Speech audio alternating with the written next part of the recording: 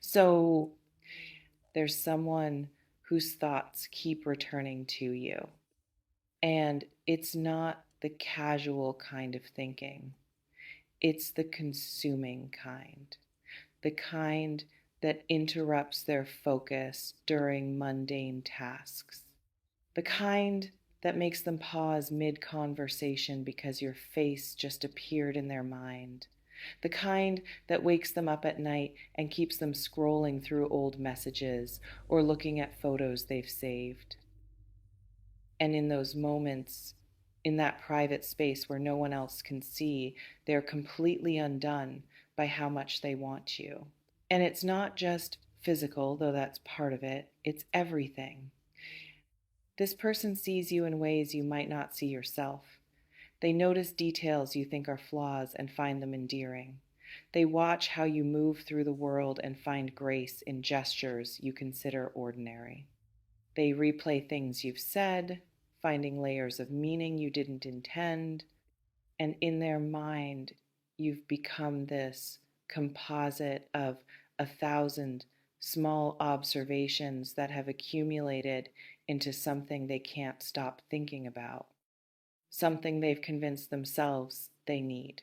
Some of you might sense this already, might feel the weight of their attention even when they're trying to play it cool, might notice how their energy shifts when you're near, how they find reasons to be in your space, how their eyes track you even when they're pretending to focus on something else.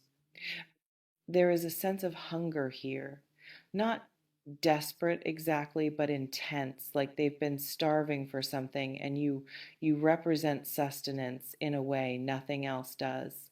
And that hunger, that depth of wanting, it might scare them because wanting someone this much gives that person power, makes you vulnerable, creates the possibility of rejection that would actually hurt rather than just being a minor disappointment.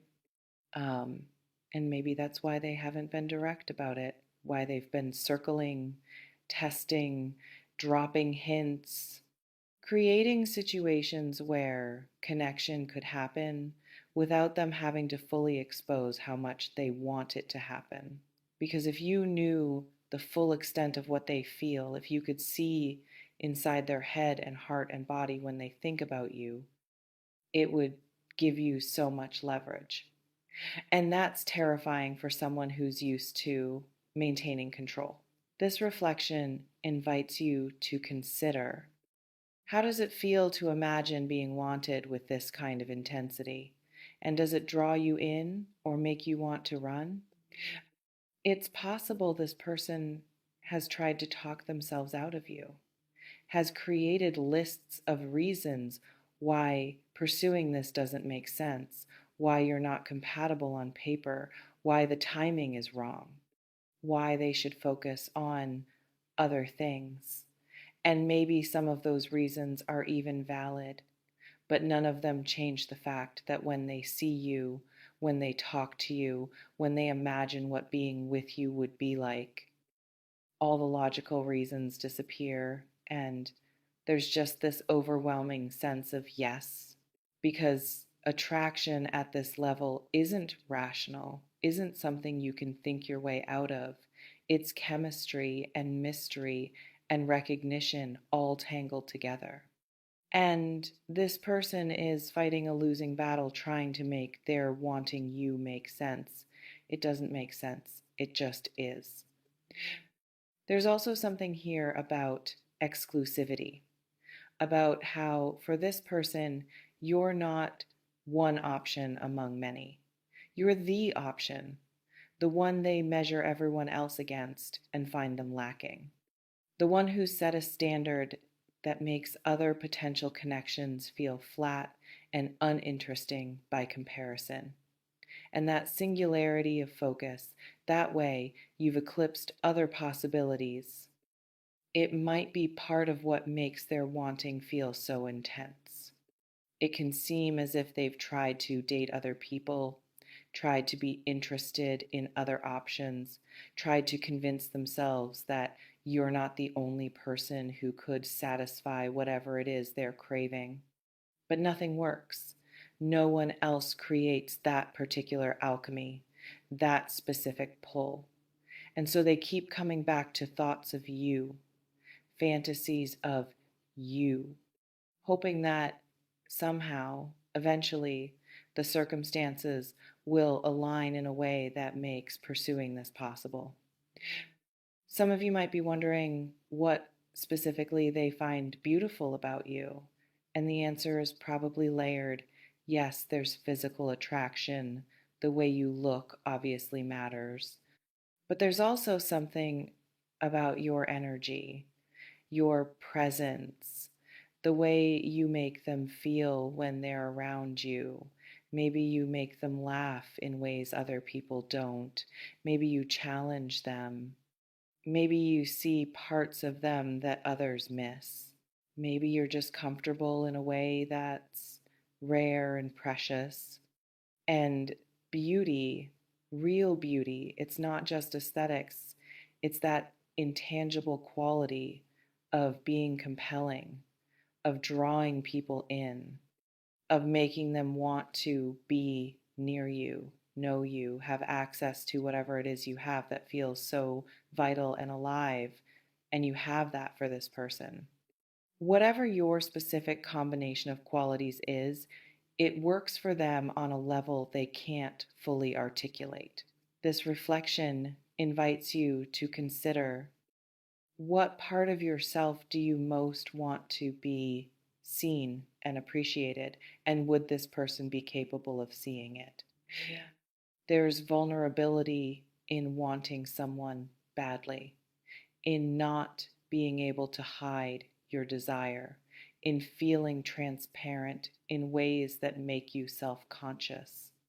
And this person might be managing that vulnerability by trying to appear casual, by not texting too much or too eagerly, by maintaining some distance, even though everything in them wants to close that distance, by playing it cool when they feel anything but cool.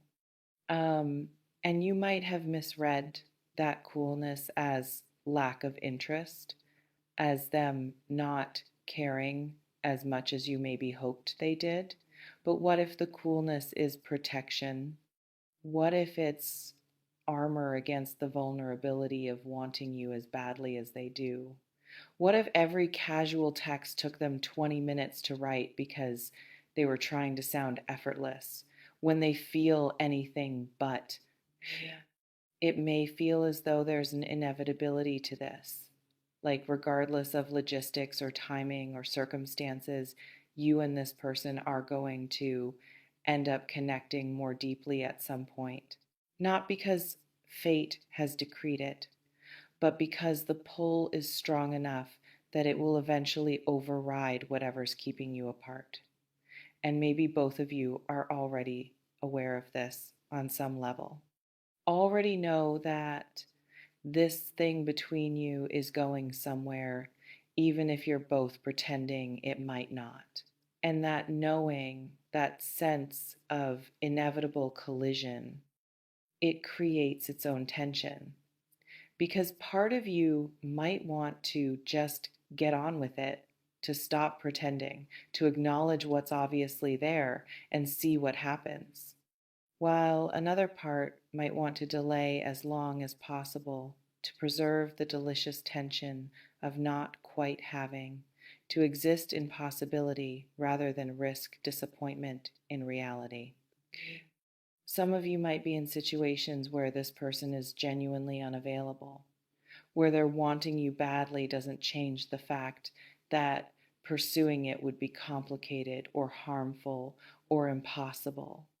And if that's true, if there are real barriers, not just imagined ones, then their desire, however intense, might not be something you can or should act on. Because wanting isn't enough.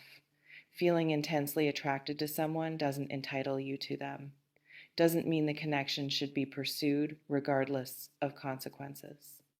And sometimes the most mature thing is to acknowledge attraction and then choose not to feed it, to let it exist without acting on it, to respect the barriers even when everything in you wants to cross them.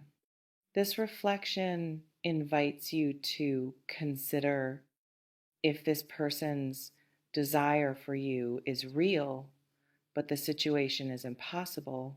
What would honoring yourself look like? There's also something here about worthiness, about whether you can receive this level of wanting without immediately doubting it or looking for evidence that it's not real. Because if you're not used to being desired intensely, if your past has taught you that you're not the kind of person people want badly, then being faced with someone who does want you that way can feel disorienting, can trigger insecurity, can make you question their judgment or wonder what they're not seeing that would make them want you less if they knew it. But what if you just let yourself be wanted? What if you didn't interrogate it or minimize it or push it away out of discomfort with being desired? What if you just received it as information about how you affect this particular person and allowed that to feel good? It can seem as if this person is building something in their mind, a fantasy of what being with you would be like. And fantasies, by their nature, are idealized. They don't include the mundane difficulties of real relationship, the ways people disappoint each other, the boring parts, the conflicts. So there might be a gap between who you actually are and who they imagine you to be. And that gap could become a problem if you do get together and reality doesn't match the fantasy they've been nurturing. Um, but that's their work to do, their responsibility to manage. You can't live up to someone's fantasy of you because fantasies aren't real. All you can do is be yourself and let them decide if the reality is something they want as much as they wanted the idea. Some of you might feel pressured by this level of desire, like it's too much, like you can't possibly meet it or match it, like their intensity is overwhelming in ways that make you want to create distance rather than close it. And if that's true, if their wanting you feels more like burden than gift, you're allowed to say that. You're allowed to not want to be wanted this way. You're allowed to prefer something lighter or slower or less consuming. Because not everyone wants to be someone's obsession.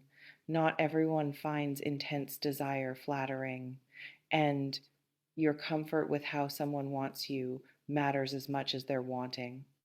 This reflection invites you to consider what kind of desire actually feels good to you, and is this person's way of wanting you compatible with that?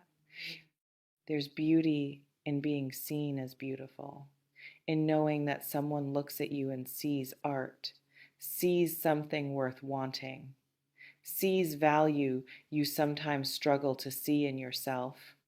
And this person, whatever else is true about them, they see you that way. You matter to them. You occupy space in their internal world. You're not just another face in the crowd. You're specific, you're chosen, you're wanted. And there's power in that. So whether you choose to do anything with this information or not, whether this connection is something you want to pursue or not, let yourself